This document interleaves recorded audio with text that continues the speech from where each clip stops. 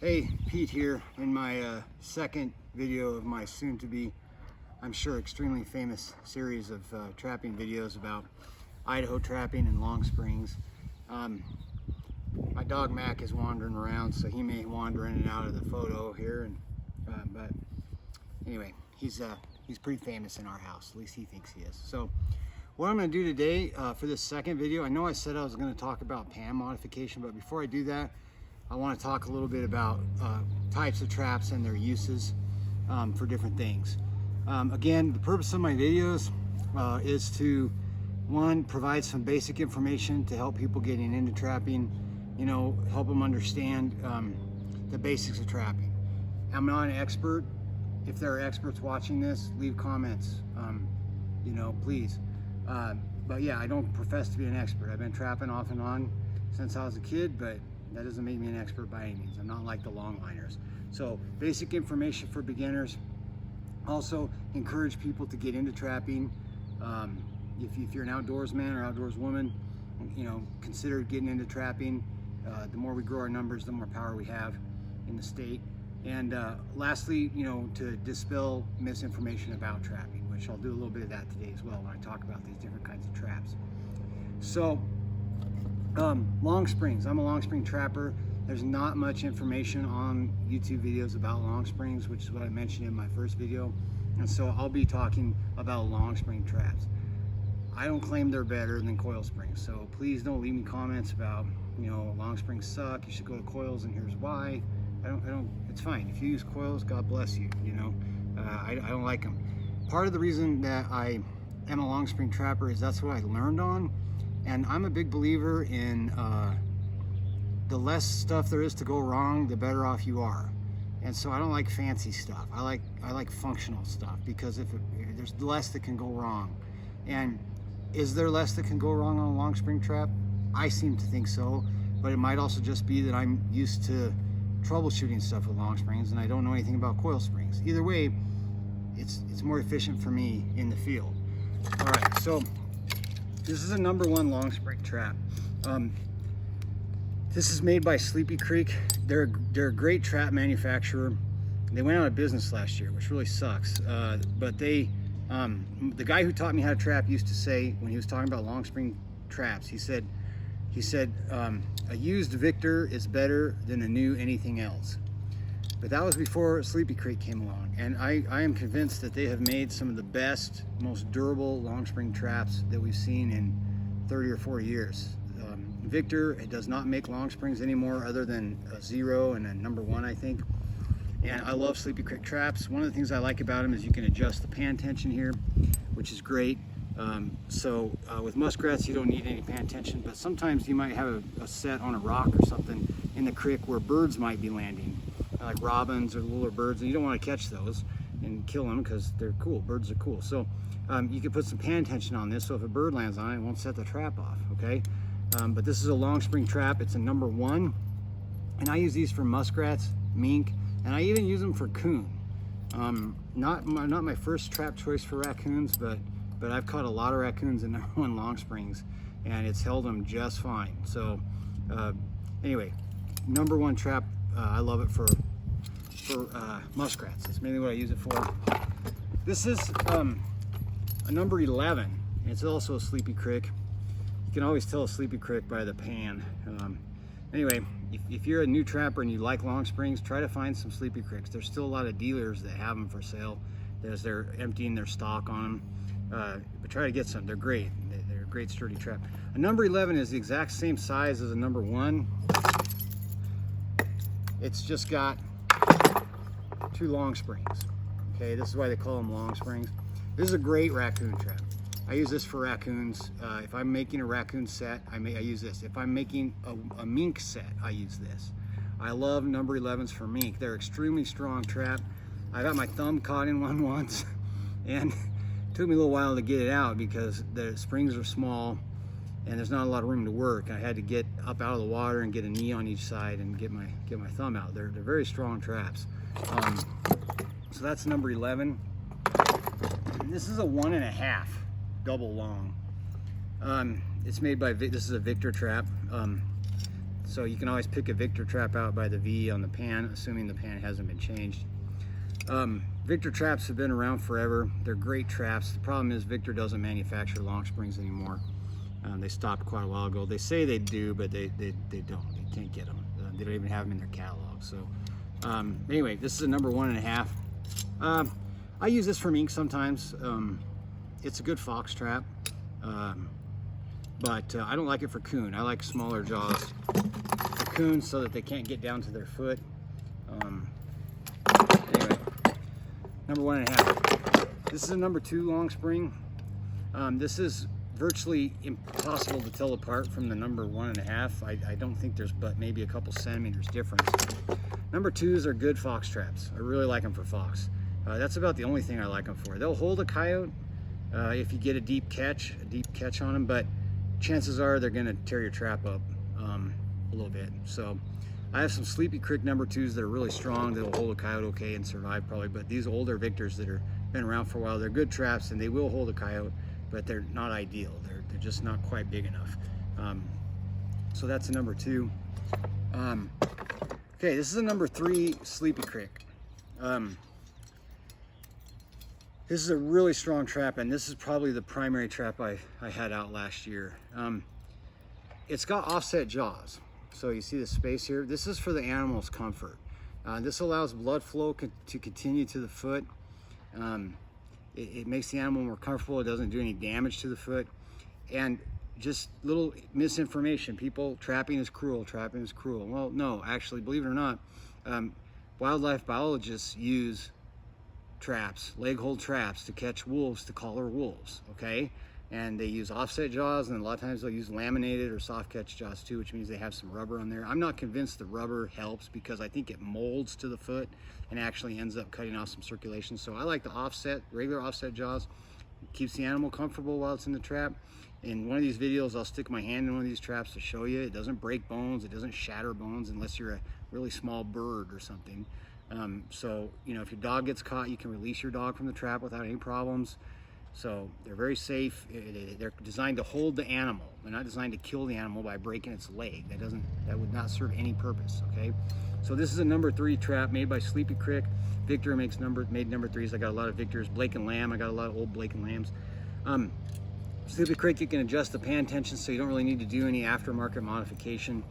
Sleepy Creeks are center mounted. Okay, that means that they're connected here as opposed to the chain being connected at the end of a spring.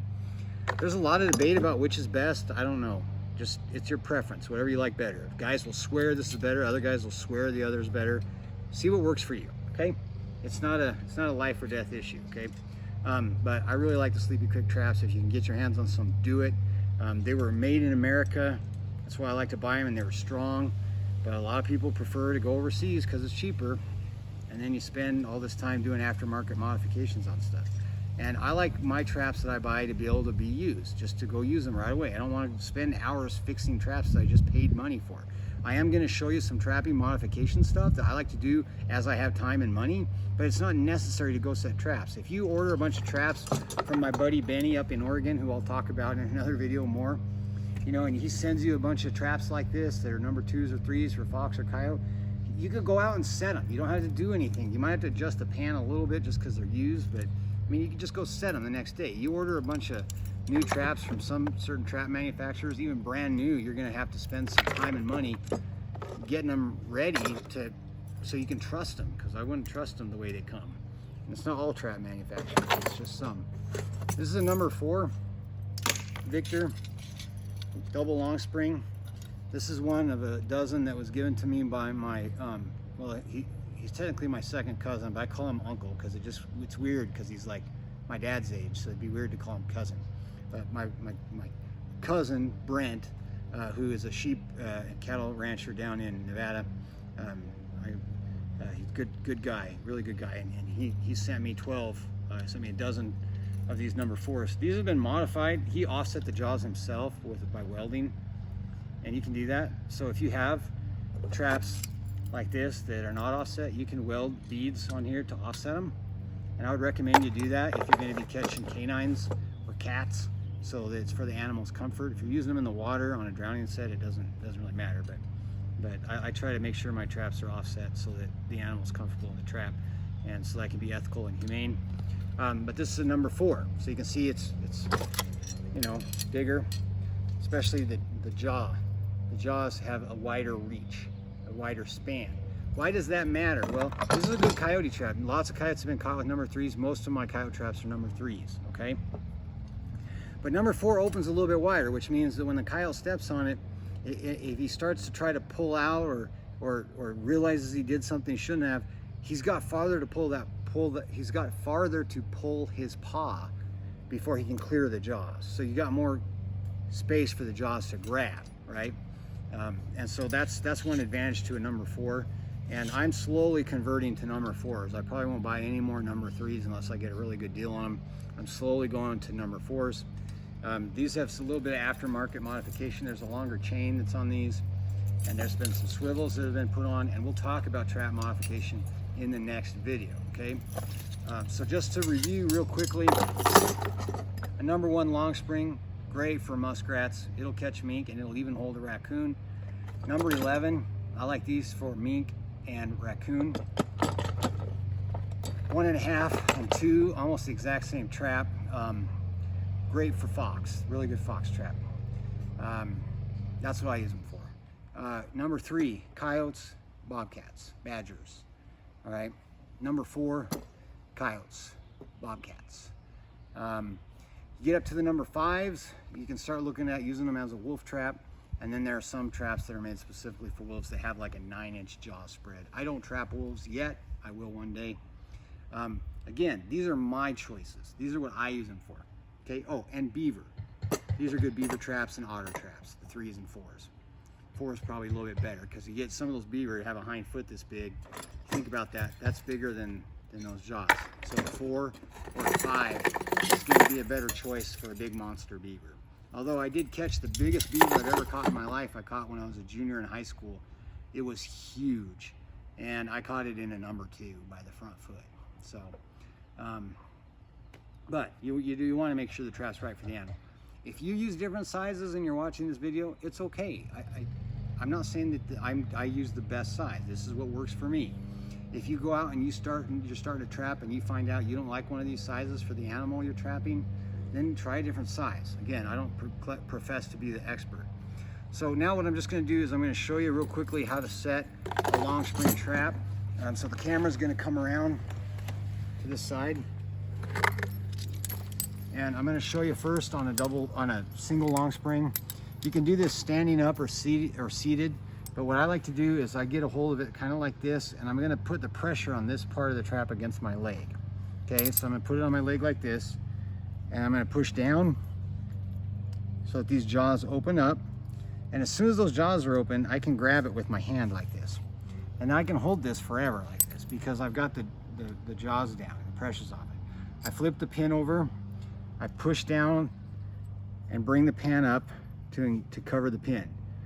Then, even though this pan is really high and holding that pin, it's not going to snap, I still put my other thumb underneath, safety first, to keep that pan in place while I take this hand away. Then what I'm going to do is turn the spring, make sure this jaw's flat. I'm going to reach up and slowly bring this pan down to the height that I want, which is usually you want to try to get it flat, as flat as you can. That pan might need to be adjusted just a little bit.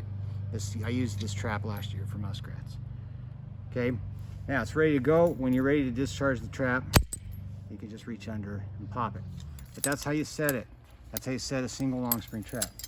For a double, same deal. You're going to use your leg.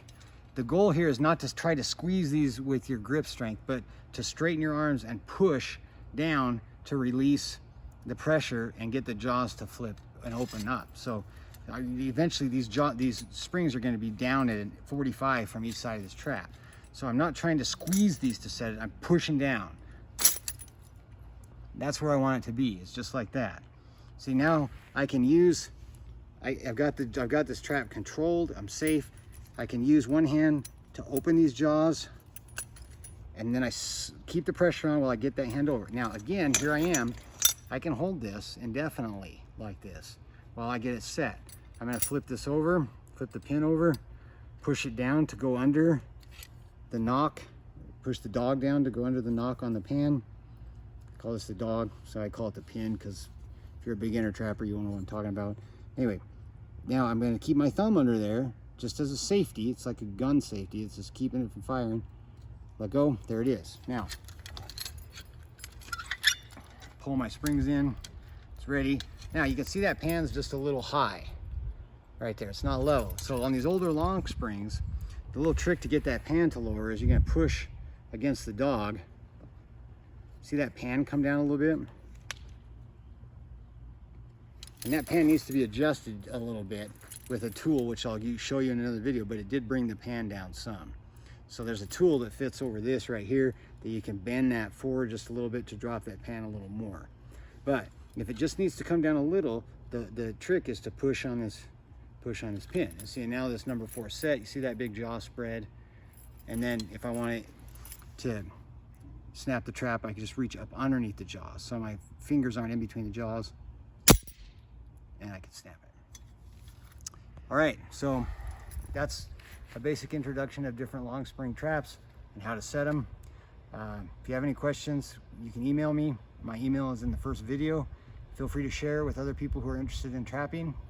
And remember that God is great, guns are good, and freedom is precious. Thanks.